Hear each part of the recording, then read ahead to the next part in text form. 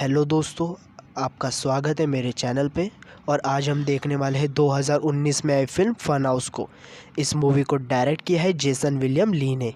अब आपका ज़्यादा टाइम ना लेते हुए सीधा स्टार्ट करते हैं एक्सप्लेनेशन को। मूवी के स्टार्ट में हमें दिखाया जाता है नेरो को, जो एक अमीर बाप का बिगड़ा हुआ बेटा होता है। और नेरो के सामने एक लड़की दूसरी लड़की की जान ले लेती है और वो लड़की उस लड़की का दिल निकाल के नेरो के सामने रख देती है। और फिर हमें पता चलता है कि ये एक टास्क था जो नेरो ने दिया था। इसके बाद उसे बहुत से पैसे देने का वादा किया गया था और उसके ऐसे करने के बाद उसे बहुत से पैसे देके वहाँ से जाने के लिए कहता है।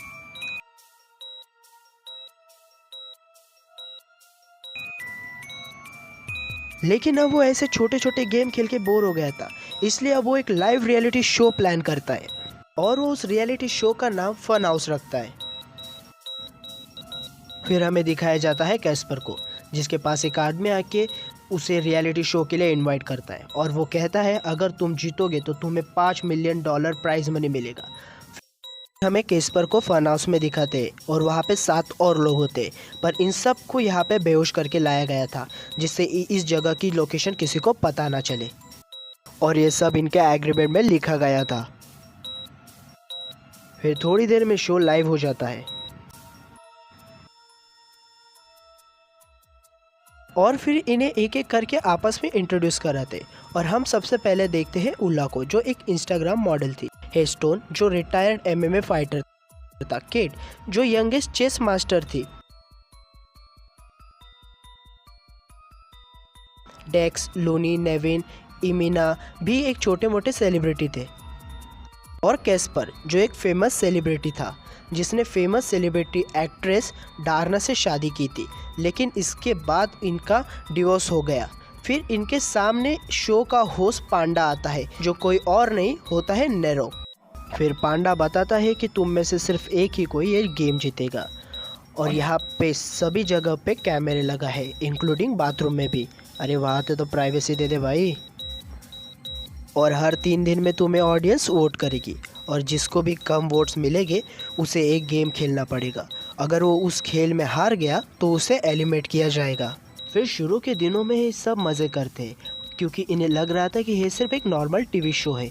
इनका खाने पीने का इंतज़ाम पांडा गार्ड करते थे, जिनके हाथ में हमेशा एक गन रहती थी।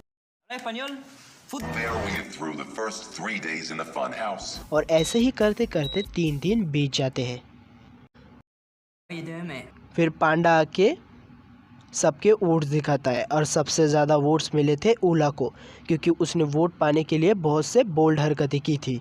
और सबसे कम वोट्स मिले थे लूनी और नेविन को।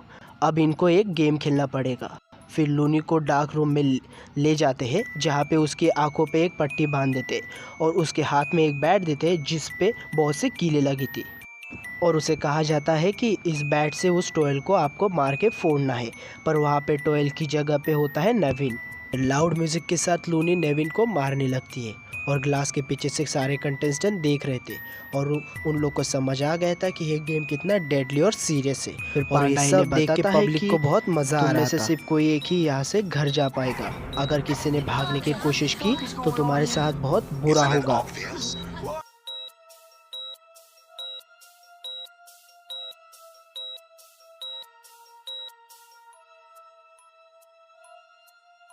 तो आप सब पब्लिक का दिल जीतो, क्योंकि वही तुम्हें वोट देके बचाने वाले हैं।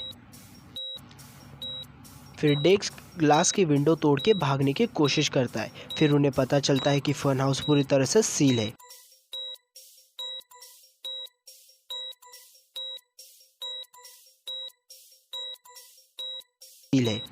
डेक्स ने भागने की कोशिश की थी, इसलिए उसे एक एसिड के कंटेनर में डाल देते हैं, जिसकी वजह से उसका आधा शरीर पिघल के कंटेनर में गिर जाता है और यहाँ पे डेक्स भी मारा जाता है।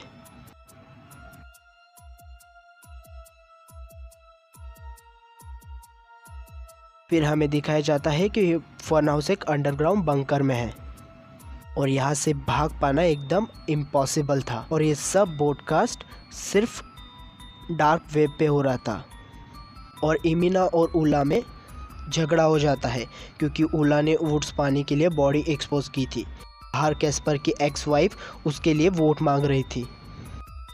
3 दिन बाद पांडा इनके वोट्स बताता है और सबसे कम वोट इमिना और उला को मिलते हैं क्योंकि वो बार बार झगड़ रही थी। फिर दोनों को एक चैलेंज दिया जाता है और फिर पांडा गार्ड उनको एक किल रूम में लेके जाते हैं और दोनों के हाथ में एक्स देके रूम की लाइट्स बंद कर दी जाती है और इस अंधेरे में जो भी किल करेगा वो जीत जाएगा। और हमें नाइट विजन कैमरे से दिखाया जाता है उला ने इमिना के सर के अंदर एक्स मार के उसे मार डाला था और यहाँ पे उला जीत जाती है और उला वोट पाने के लिए कैमरे के आगे आके न्यूड होती है। और बाहर हमें दिखाया जाता है पुलिस फन हाउस का पता लगा रही है और ना ही शो ऑफ हो रहा है ना ही उसका पता चल रहा है। डिप्रेशन की वजह से उला कैस्पर से कहती है हमें इंटीमेट होना चाहिए, वैसे भी हम मरने वाले हैं और इसे देख के शायद पब्लिक हमें वोट करे।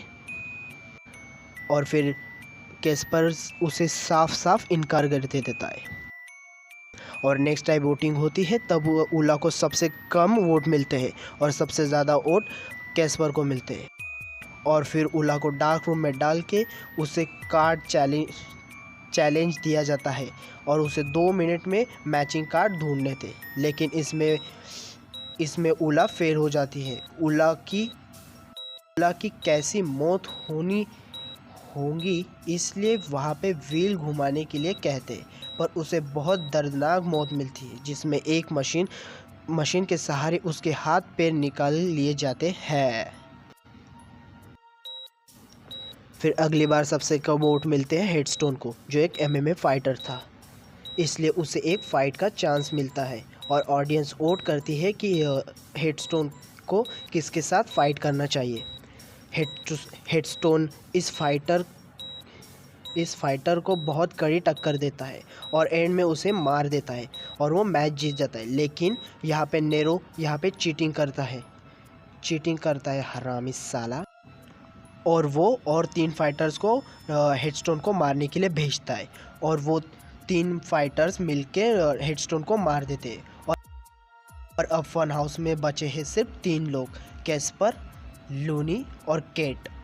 कैस्पर और लूनी एक दूसरे के बहुत करीब आ गए थे और वो दोनों इंटीमेट हो जाते हैं और वहीं पे केट को दिखाया जाता है। और इसके बाद सबसे कम वोट मिलते हैं केट को।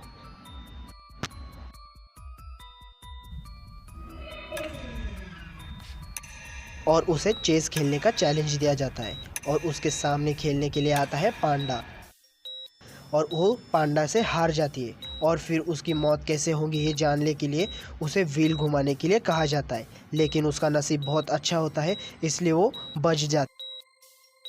का मतलब है केट के बाद जिसे भी कम वोट मिले थे उसको ये चैलेंज कंप्लीट करना पड़ेगा। और केट के बाद सबसे कम वोट मिले थे लूनी को। कैस्पर को लूनी के लिए बहुत बुरा लग रहा था और कैस्पर लूनी की जगह लेने के लिए बोलता है और फिर कैस्पर और लूनी दोनों को किल रूम में डाला जाता है और दोनों के हाथ में एक गन दी जाती है। जो पहले एक दूसरे को मारेगा वो जीत जाएगा और दोनों भी खुद को गोली मार के सुसाइड कर लेते हैं, जिसका मतलब है विनर कैट है। जो पूरे गेम में खामोश रही थी वही आखिर में जाके फन हाउस की विनर बन गई और फिर उसे पैसों के साथ आज़ाद कर दिया जाता है और पुलिस उसे पकड़ लेती है और उससे पूछताछ करने लगती है फन हाउस के बारे में। लेकिन केट को खुद को पता नहीं होता फन हाउस किस जगह पे है, इसलिए उसे छोड़ दिया जाता है। फिर हमें यहाँ दिखाया जाता है नेरो का इंटरव्यू, जिसका पब्लिक के सामने वो बहुत एक अच्छा आदमी है, लेकिन फन हाउस का मेकर नेरो ही होता है जिसका पब्लिक को कोई भी अंदाज़ा नहीं होता। एंड में हम केट को नेरो के पास देखते हैं, इसका मतलब केट भी पहले से ही शामिल थी, इसलिए वो पूरे गेम में शांत रही और यहाँ पे मूवी एंड हो जाती है। इस मूवी के किलिंग सीन बहुत अच्छे हैं, लेकिन मूवी के कैरेक्टर अच्छे नहीं हैं क्योंकि हम उनसे कनेक्ट नहीं कर पाते हैं। अब आपके ऊपर है ये मूवी आप देखना चाहते हैं क्या नहीं। अगर वीडियो अच्छी लगी हो तो सब्सक्राइब कर लेना और नोटिफिकेशन को ऑल पे सेट कर लेना, क्योंकि मैं जब भी नई वीडियो डालूँ तो सबसे पहले आपको नोटिफिकेशन मिले। Thank you.